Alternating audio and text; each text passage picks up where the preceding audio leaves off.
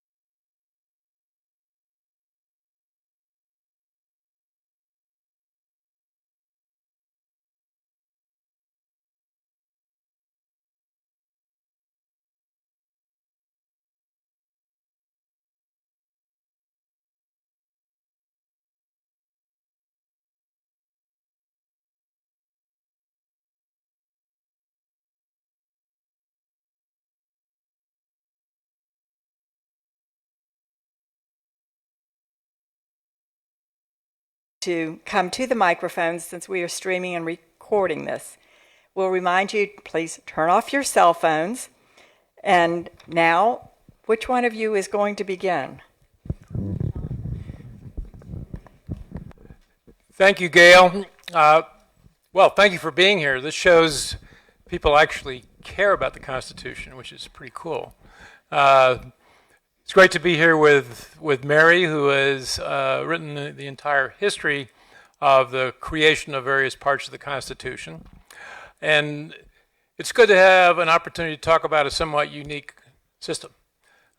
We get to vote on changing the fundamental document that will be the law for the foreseeable future. And this particular ballot is unusual in that it has all the principal various sources for creating a constitutional amendment. That is, the legislature can create a constitutional amendment by an extraordinary vote.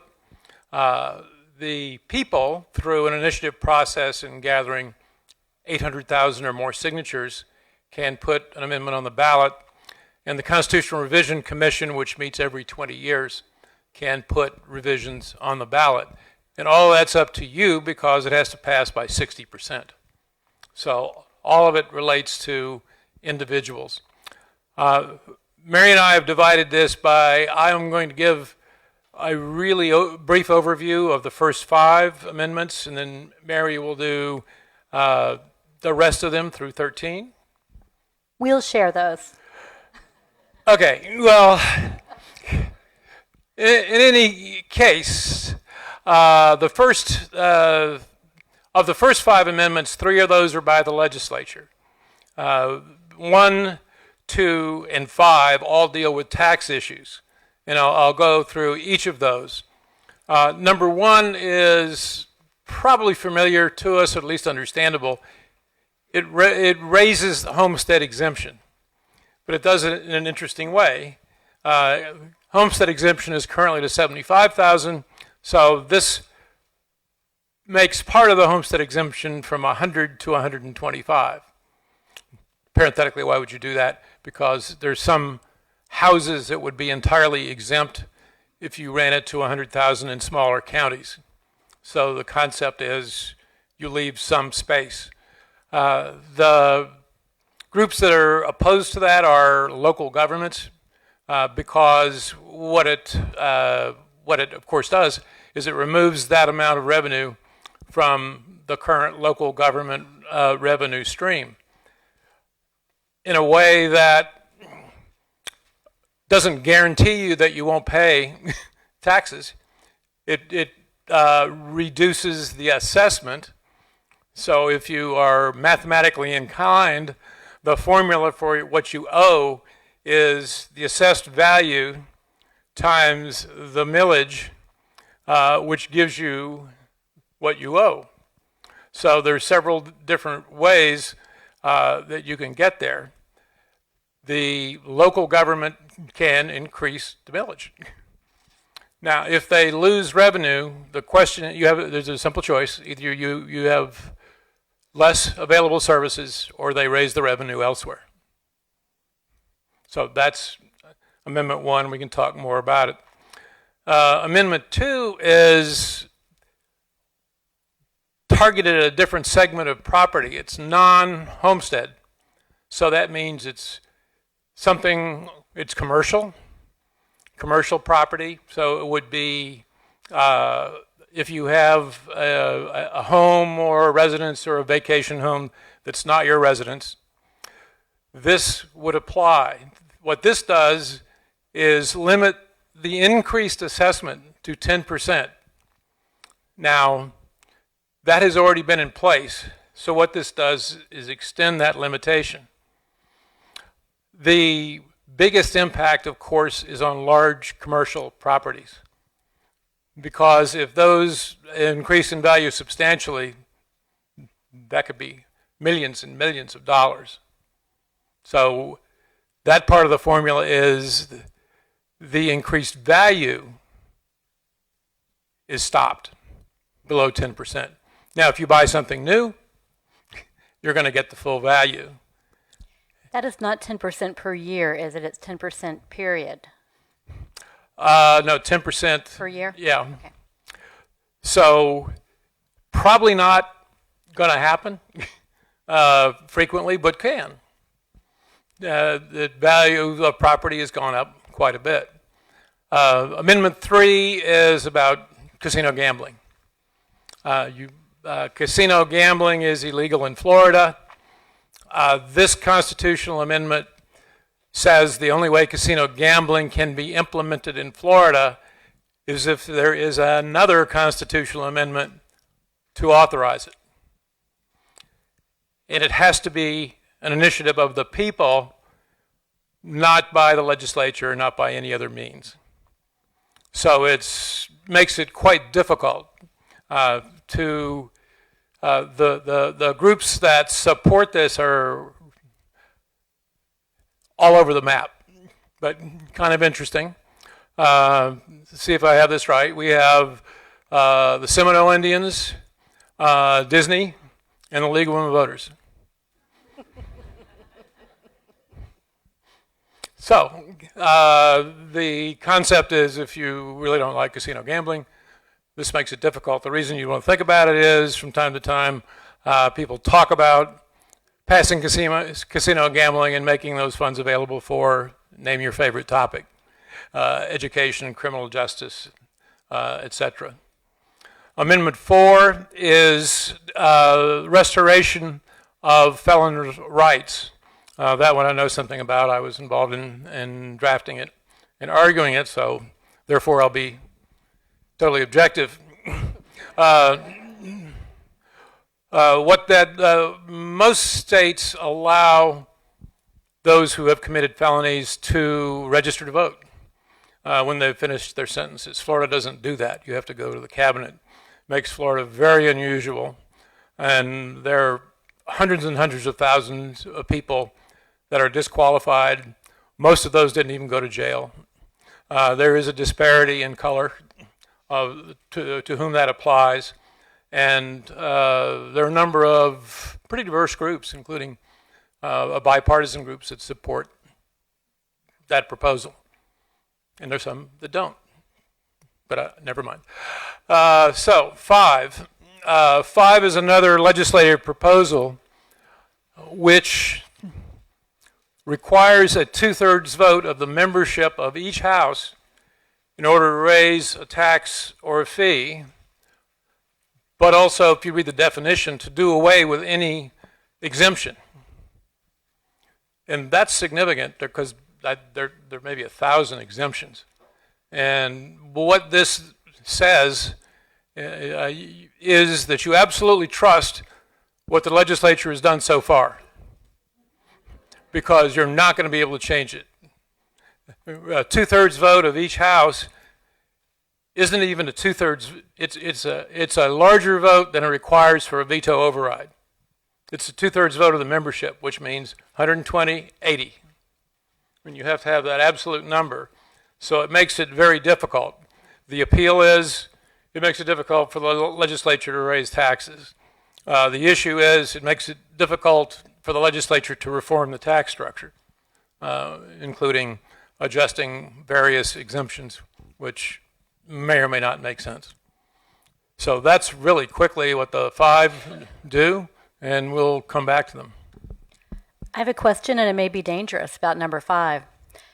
If this holds in place the current tax structure, and the legislature could no longer do anything about it, would this sharply curtail what the legislature could even do during session? Yes. Well, it requires a 2/3 vote to do any of those things.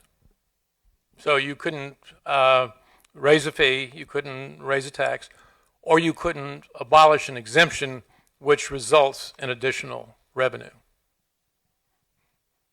And you have to read all of that together. And a 2/3 vote of the membership is really high. I think the 3/5 vote in order to pass a constitutional amendment of the membership is the only one that relates. And if my calculations are correct, that's 2/3 is higher than 3/5. Yeah. The next 7 are products of the once every 20 years Constitution Revision Commission. The last one we had, Jon served on, as you heard in his introduction, with as much distinction as anyone on the whole Revision Commission. But he has chosen to let me talk about what the next generation of Jon Mills has just got done doing. They actually put 8 amendments on the ballot, but one was thrown off the ballot by the Supreme Court a few weeks ago. So I will be talking about amendments 6, 7, 9, 10, 11, 12, and 13. Amendment 6 loosely has to do with the judiciary. It actually combines 3 individual proposals. One of them is something that is pretty straightforward, and a lot of people have been thinking about it for a long time, which is raising the retirement age for judges in Florida. The judicial branch is the only branch in Florida that does not have term limits, but it does have instead a mandatory retirement age, which has been 70, with a little bit of wiggle room around that for finishing out your term. In 1972, when we first got our judicial article in the new Constitution, age 70 seemed kind of old maybe. But now here we are in 2018, and age 70 is not very old, and I would suggest that neither is age 75. But the proposal is to raise the mandatory retirement age from 70 to 75 and make it a hard 75. You retire on your birthday. Together with that is a rather extensive, long 1,600-word proposal that is commonly called Marcy's Law. You may have heard it called that. It's been proposed in many other states. It has come to Florida. It is described on the ballot as victims' rights. And it greatly expands the scope of things that crime victims can do in the prosecution and all stages thereafter of a crime of which they are a victim. It defines victim broadly, so that, for instance, if someone were accused of stealing from Walmart, Walmart would be a victim. It puts a very, very, very short limit on the amount of time by which an appeal or any post-conviction relief must be completed for the prosecution of a crime. It removes language from the Florida Constitution that is currently there that says that rights of crime victims shall not override the constitutional rights of the accused. It removes that language.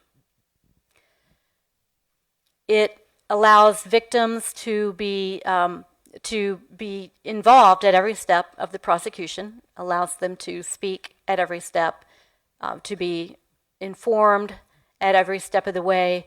When has the person who committed the crime against you gone to jail? When have they been moved to a different prison? Did they escape? Have they been put back? Have they been caught? Are they out on parole? All of those things. It's at a level of detail that we could fairly ask ourselves whether something like this belongs in the Constitution or somewhere else. So that's the second of three in Amendment 6. The third one prohibits judges from deferring, this is kind of technical, from deferring to an administrative agency's interpretation of a statute. Currently, judges, they typically would defer to an agency that has lots of practice interpreting the laws that refer to it, that it is governed by.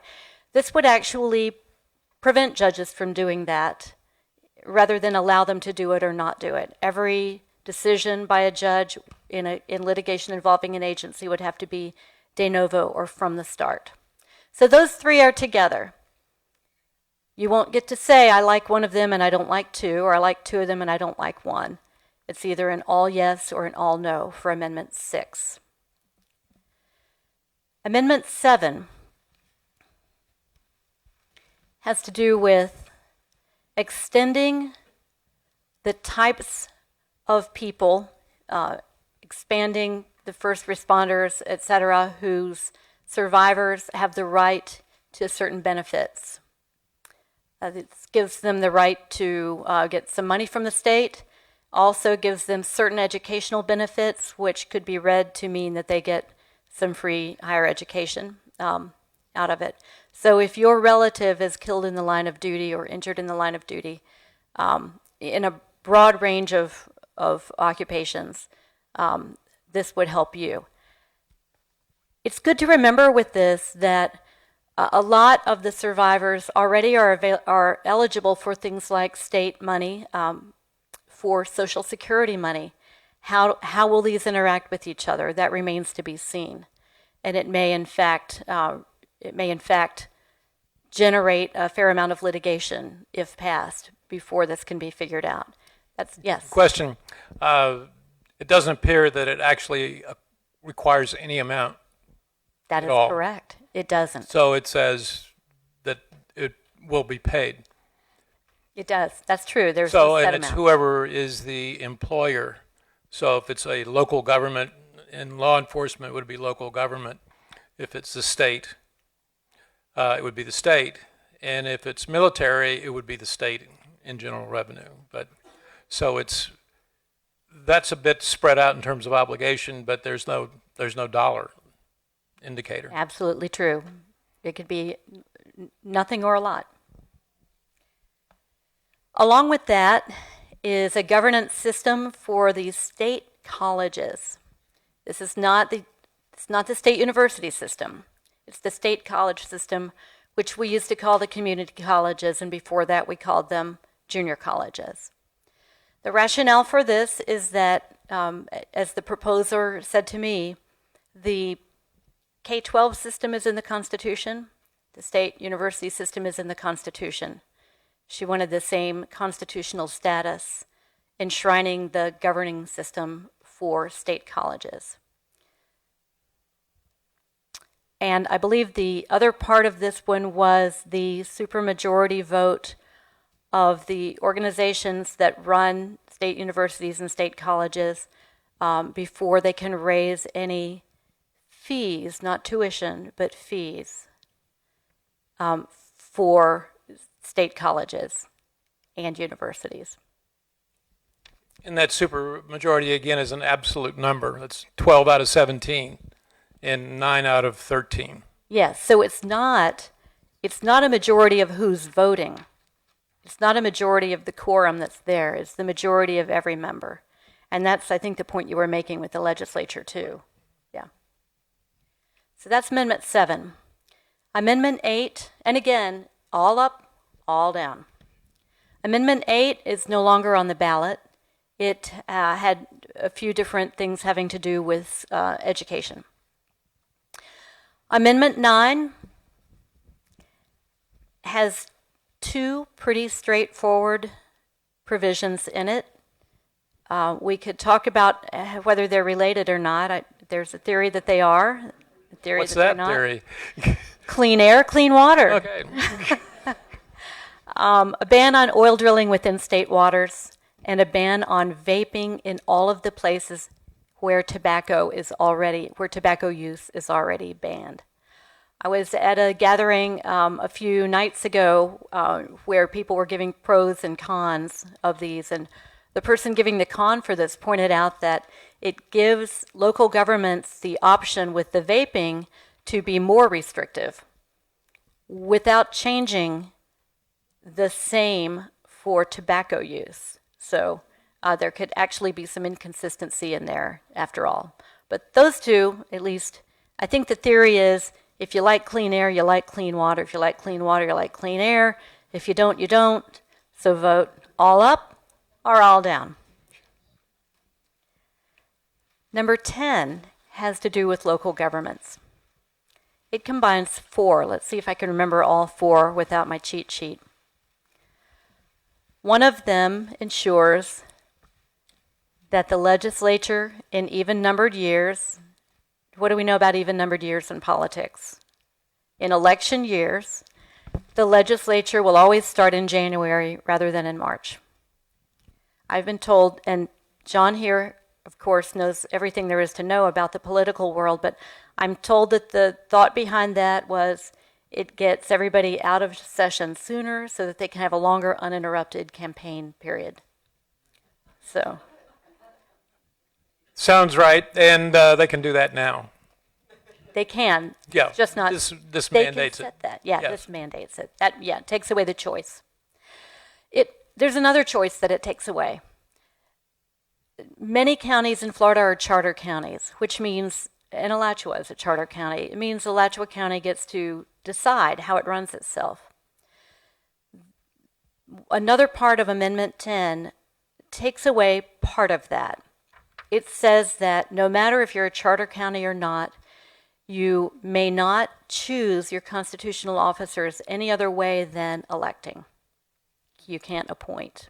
You can't do whatever else might pop into your mind for how to choose them. A clerk of court told me that the clerks really liked this one because they, as clerks of court, and most of them are also the comptrollers too, they are in control of a whole lot of money that runs through the court system. And they wanted to preserve their independence by only being elected so that an evil-minded person running a county couldn't just appoint a crony into that position. So they saw that as an item of public trust.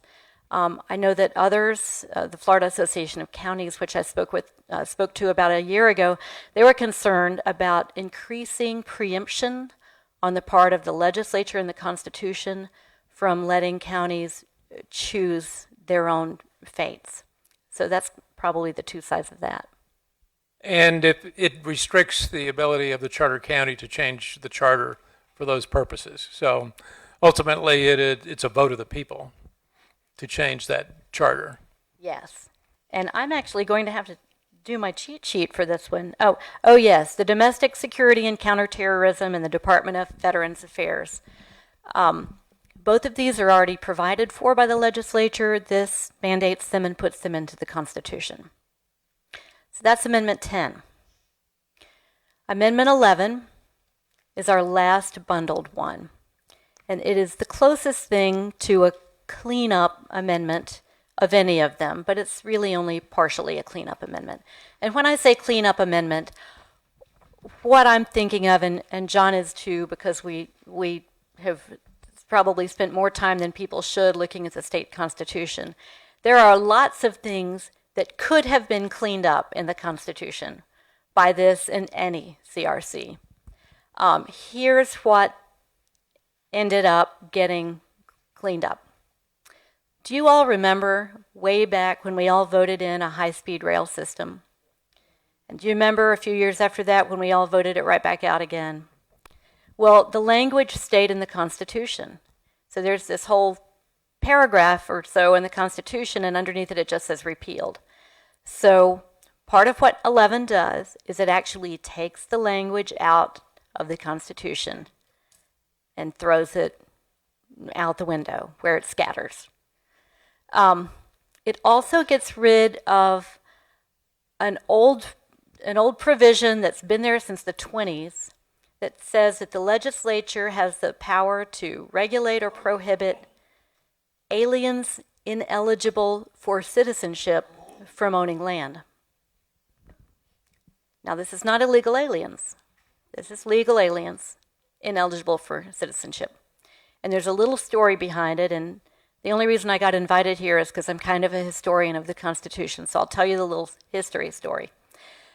Originally, it came into the state because people, mainly in other parts of the country, were worried about Asian agricultural immigrants coming in and not only picking your tomatoes, but also buying up land, and we didn't want the yellow menace type thing. So Florida was one of the states that put this provision, this xenophobic provision, into its constitution in the 20s.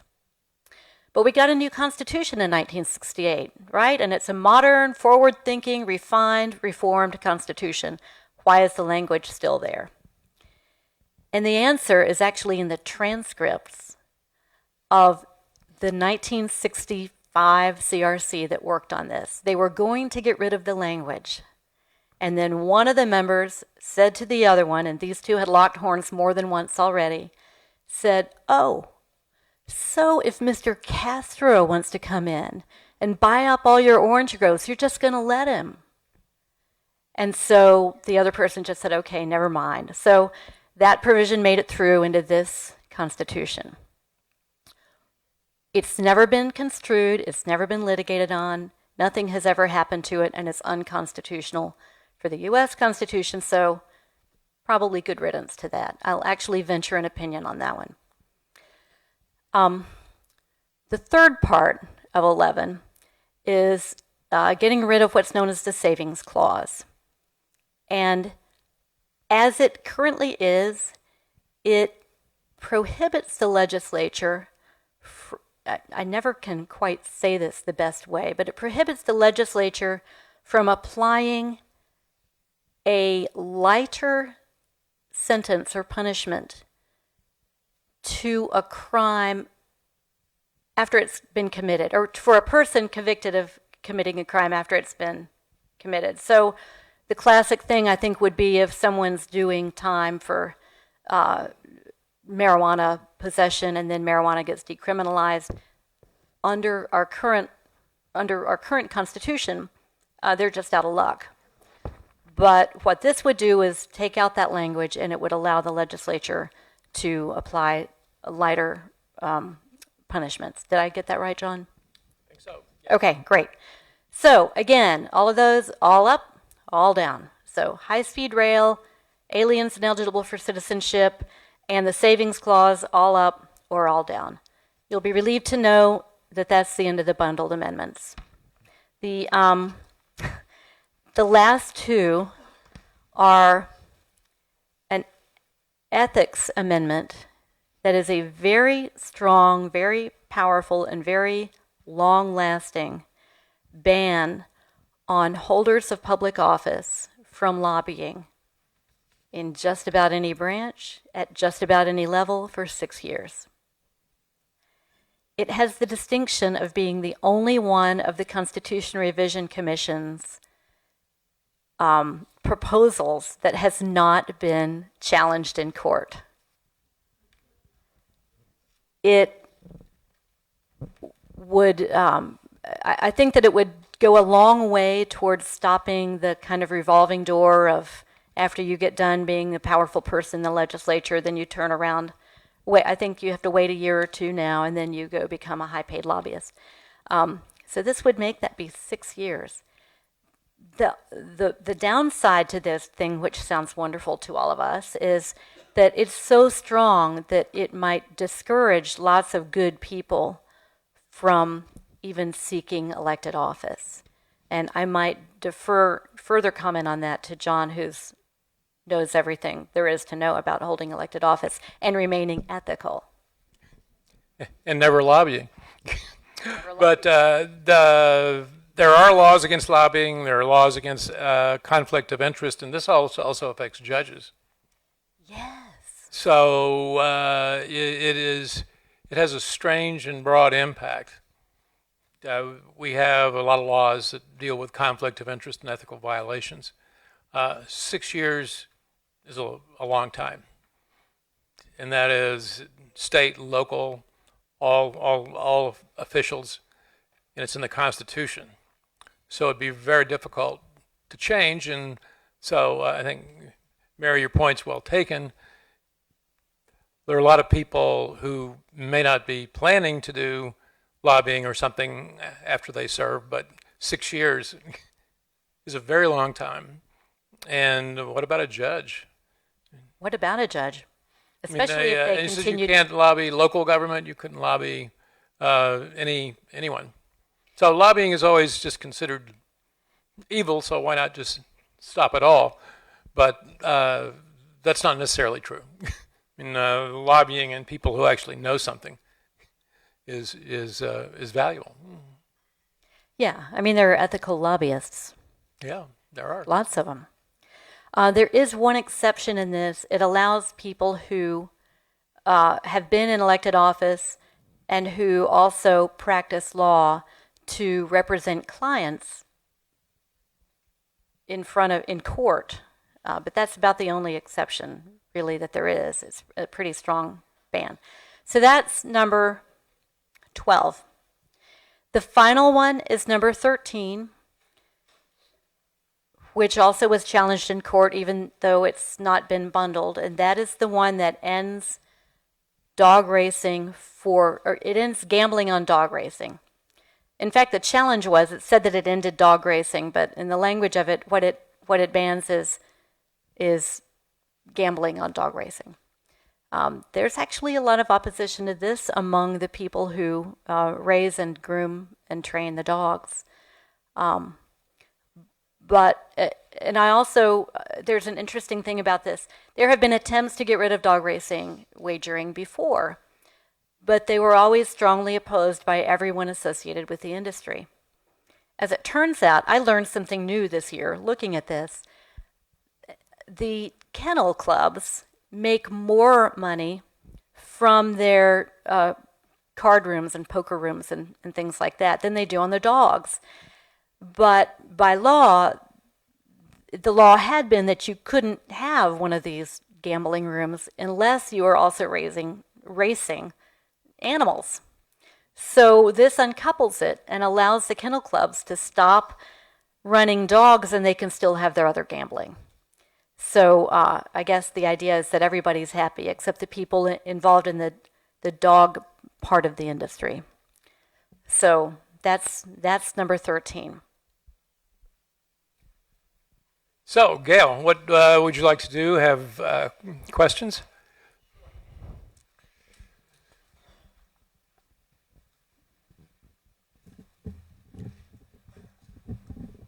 Who wants to be first to come to the microphone and ask a question? Please, come line up. We'd like for you to ask one, because we don't want to get into a conversation back and forth, so ask your question, and then you can get back in line. All right, I'll do that. My question is about these bundled amendments. Oh, I'm sorry. I thought I was. My question's about the bundled amendments. I just absolutely do not understand the rationale of putting them together, and it makes very difficult to make a decision about it. And why is it okay to do that? That's my question. The technical answer to why it's okay is that the CRCs are mandated in the Constitution to make up their own rules, and so they can make up their own rules, and they allow themselves to do it. But there's another reason that Jon, as a veteran of this, is going to tell you. Well, bundle the political science term that Dr. Colburn and others would use is log rolling. That if you've heard it before, one of the ways you try to pass something is you put two things together that may be unrelated. Maybe it's environmental and death penalty. And you figure it'll pass because people want to support one of them and you'll get the other one. So log rolling is not constitutional by the legislature, and it's not constitutional in initiatives, but it is available to the CRC. And 20 years ago when we did the CRC, we put some topics together, but they were all related. So there were one or two environmental issues, and as opposed to unrelated things. So the answer is they can do it. It's And they all have constitutional, done they it. can do it. They've done it. The 1970s group did it. The 1990s group did it. This group did it. You could argue that your group's proposals lent themselves better to bundling that made sense. I would agree with that. And 8 out of 9 of them passed, and part of the, it was I would argue it was understandable that they were related if it was judicial. There were a couple of judicially related issues, and they weren't disparate, looking for different constituencies. Anyway, but yes, you can do it. And John, as head of Style and Drafting Committee, is actually you bundled. I mean, you were the one who, but you did it in a good way. Oh, thank you. Okay, so I have a question about Amendment 4, restoration of voting rights. Other than it might affect passage of the amendment, what is the reason for excluding ex-felons who serve their time and parole, who've committed rape or murder? Why shouldn't they get their voting rights back? Well, the thinking of the drafters was that those were more serious matters, and that those individuals would go through the traditional process, and there would not be hundreds of thousands of those as there are with felonies that relate from possession of marijuana years ago. So it's a policy decision. It's to say, well, we're going to hold those people to a higher standard because it's a more severe crime. And yes, it probably makes it easier for some people to support. Not every good legal idea deserves to be in a constitution. Would you discuss statute versus constitutional provision and perhaps give us some examples of what you've been telling us about tonight that might not rise to constitutional level so that we can help to distinguish? Mary? Well, maybe there ought to be a standard that says it has to be this important before it can go in the Constitution, but unfortunately there is not a standard delineated anywhere in Florida that says that. In my research into how we got this Constitution in 1968, I was able to talk with some of the people who actually wrote it, who were on that 1965 CRC, who were still alive and able to talk to me about it. And they were very proud of the Citizens Initiative and creating the CRC. And the reason that they were proud, and one man in particular was a lifelong lobbyist who was on the CRC, and he said, I knew that the legislature is not necessarily interested in what the people want. So I wanted the people to have broad ability to make their own constitution. Now, that can lead to a lot of stuff. Two things briefly that you would think about. There are some things that you would have to change the Constitution to do, even something as simple as the age Of retirement of a judge. You can't change that by statute because that's in the Constitution. So if you want to change that, you have to change the Constitution. Then with regard to Mary's statement, allowing the people to do some things, for example, the passage of the constitutional amendment dealing with reapportionment, unlikely to have happened for the legislature to have done it voluntarily. So those are sort of two areas you can think about. My question is about Amendment 6, and I have a question about the terminology. Administrative agency, is that like administrative hearings or game and fish, or, what does that relate to? That's a very broad term. And the other is about the term rely on. Would this make judges bound by the rulings of those other rules, or optionally using them in their rulings? So it's just basically a terminology question on those two. Are you asking whether presently judges must? Well, what would this change in that regard? Like, it prohibits courts and judges from deferring to an administrative agency's interpretation. So this looks like you're prohibiting your judges from relying on a body of laws that's already in existence. And I wondered, like Game and Fish has laws about what you can shoot. DEP, that you go to administrative hearings if there's laws about permitting processes. Is that what you mean by administrative agency? And rely on, how soft or hard is rely on? Are they obligated to follow it, or it's optional? They may rely on it, or they shall rely on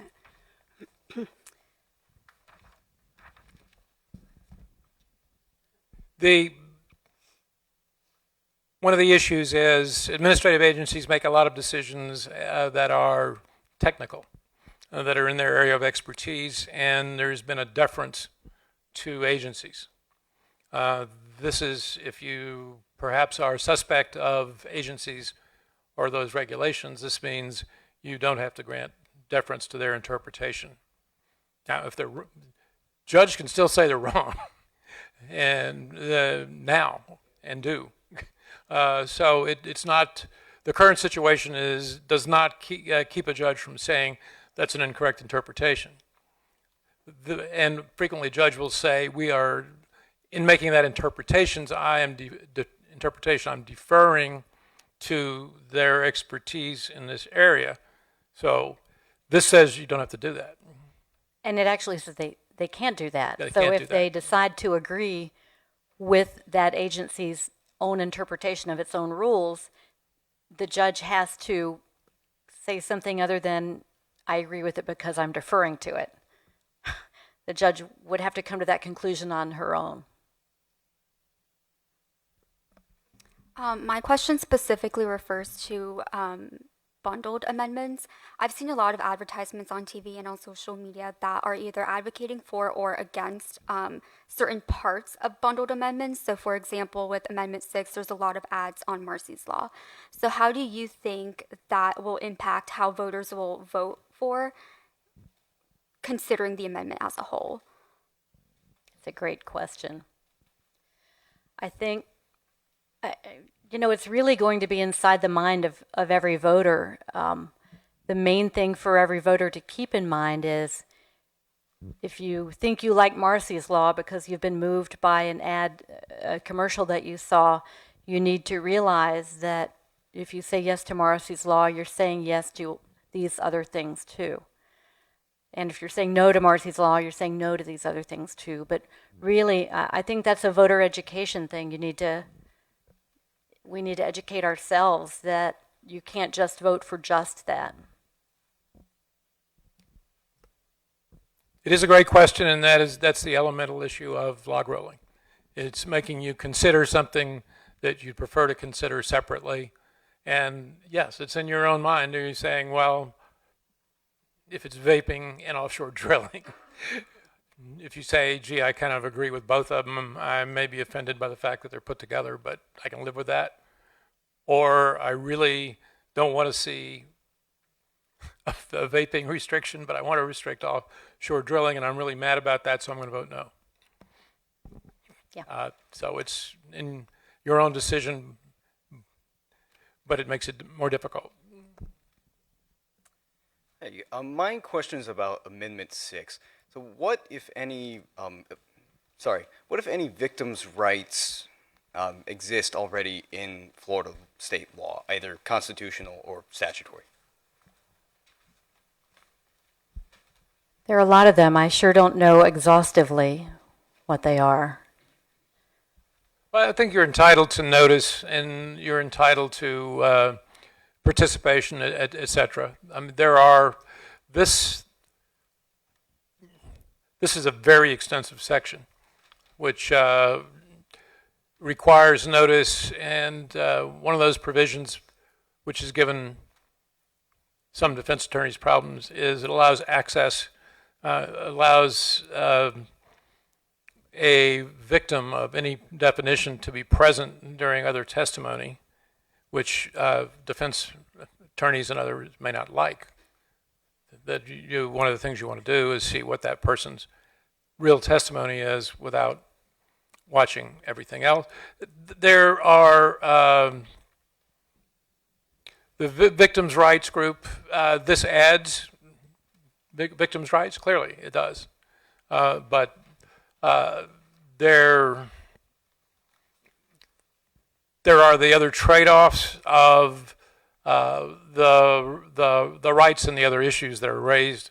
The other issues raised in that proposal, which are quite distinct, actually.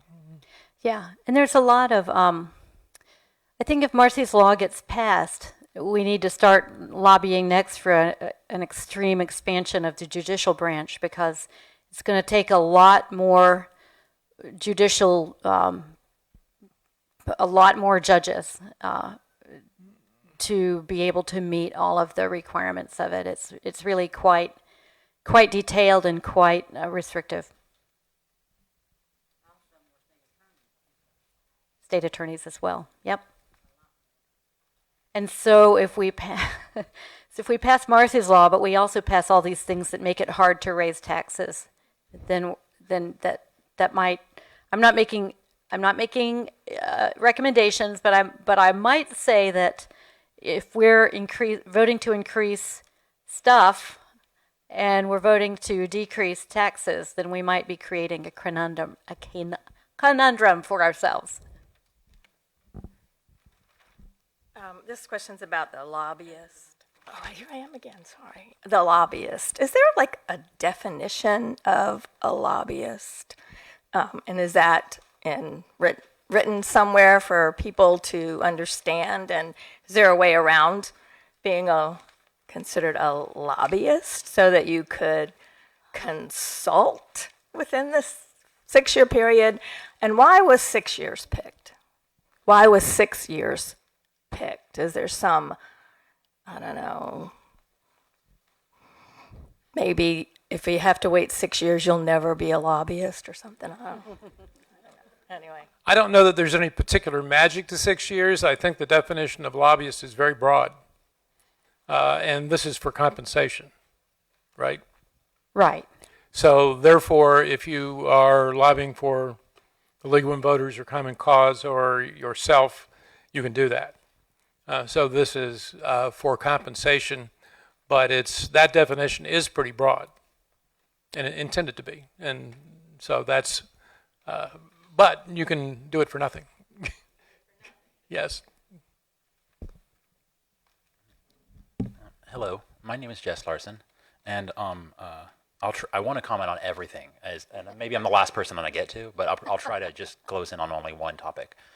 You kind of brought up what I want to know about when you were talking, I believe, about number 11, with the idea that if one of its aspects will affect the way people get released from jail with law changes that go into effect after they're already in. And I think you referenced the idea that an old marijuana arrest, when marijuana is legalized, would maybe let someone out of jail. So that's actually the issue that I'm really concerned with. In Colorado, I understand people are still in jail. I would like to create an amendment in the future that will let people out of jail for marijuana. I'm not actually looking to advocate for businesses getting to sell marijuana. I feel that there's 3 petitions that could have been created. One was already done for medical. I don't want to do the one for businesses before we do the one that lets people out of jail. I actually like the idea that everyone's free to have pot, but no one knows where to get it legally. I think that's the conundrum I want to find ourselves in, and then we end up legalizing it for businesses secondary to the people, and maybe we'll be the first and only state that's ever done that. How will I do that correctly, or what's the terminology? Because everyone gets mixed up with the word decriminalize, recreational, legalize. And I always think that they're talking about businesses when I'm trying to talk about people. So tell me how to do it. Give me your advice. I think each of those are different things. And one is to allow access to medical marijuana through certain conditions. That happened. One is to legalize, which means you give access to everyone. And decriminalization is something that's a different component of that, which means it's not a criminal offense, and some cities have actually done that kind of thing, where it's a fine, and it's there are areas where it's been decriminalized. So one of the questions you're asking is, if somebody's been convicted, what is the possibility of that retroactively being addressed? The judicial system could do it now, but you could bring it up. But does this help us, this language?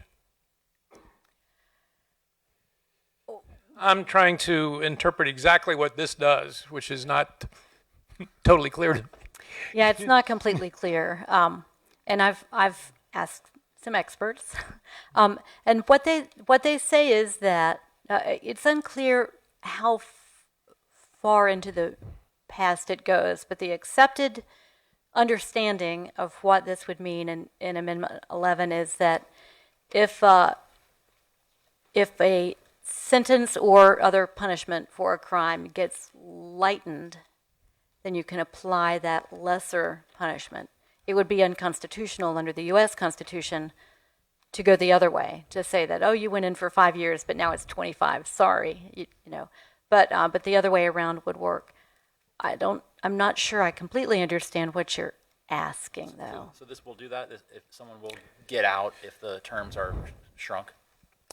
They'll get out early? Yes. Okay, cool. Yeah.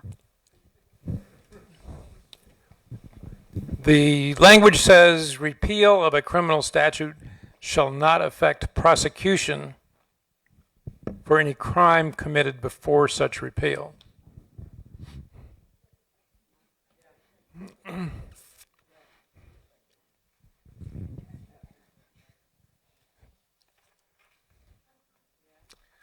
Ask a question. I'm looking something up. I'm going to ask one, hopefully, that is understandable and answerable. Amendment 2 about reducing the possibility of raising taxes on non-homestead property by 10%. My first part of the question is, has it been common for taxes ever to be raised 10% or more? Or is this, because I just don't know. And secondly is the issue of unintended consequences. Lots of laws have unintended consequences, and we hear every day in the paper about the poor people who have nowhere to live and the rich people who own property. And so we're going to tax the landlords at 10% or whatever and expect that somehow not to fall down on the poor people or ever increasing numbers of poor people who can't afford the property, or the choices are not good. You know, let the property decline or raise the rate. There's no other choices. I think your point is really well taken in an insight, which is you can't view these things in isolation. Well, What does that mean? I think it's probably unusual for a given piece of property to increase more than 10%. It's probably not impossible. I mean, this has been in effect for a while, and if I think there are certain properties that diminished so much during the recession that perhaps that occurred. But the point being, there's a certain level of revenue, and if you're raising taxes on commercial property, which can mean apartment buildings, then the owner of the apartment building has increased expenses. And it's very interesting because the homestead, these are two different issues. If you increase the homestead exemption, where are you going to get the other money? Maybe from commercial. And if you increase commercial, where are you going to get the other? And if you decrease both, what are you going to do? Call Mary. Well, it's to view it as, if you review, what is Florida's level of taxation? Is Florida's level of taxation egregiously high? And what is the effect of these on the flexibility of local government? It doesn't, one of the points is it doesn't guarantee you a tax deduction, or tax reduction. It could guarantee you a tax deduction, but that doesn't mean that the millage can't change or other things can't change, or in that case, the valuation. So a $25,000 exemption, if your property goes up $100,000 in valuation, doesn't matter. It's still a $25,000 exemption, and at the other end, you'll pay more. So it requires a little bit of evaluation. So what these will do is just shift where the taxes come from, because they've got to come from somewhere. Well, or, yeah, you have a limited number of choices. You can shift, keep the same services, or you can reduce the services. Yeah, but ultimately you can't. Ultimately, you can't do that. You can't, I mean, I don't want to make myself look like a big businessman, because I'm not, but I'm a little bit of a businessman, and I know that a couple years in a row, almost any business would go out of business if they had to keep paying 10% more for something and didn't pass it on to whoever was receiving the service from that. Well, I think that's right. And we're also talking about government as what do you do? You only have so many services, and if you're going to decrease taxes, then you decrease services. And the explanation of that criminal says it deletes a provision that an amendment of a criminal statute will not affect prosecution or penalties for a crime committed before the amendment. So if I read that, it says to me that the change and decrease in a penalty could affect it. Yeah. So there's kind of some double negatives in here. Yeah, there are. The drafting of it is strange, but that the explanation is, I think, what you were looking for.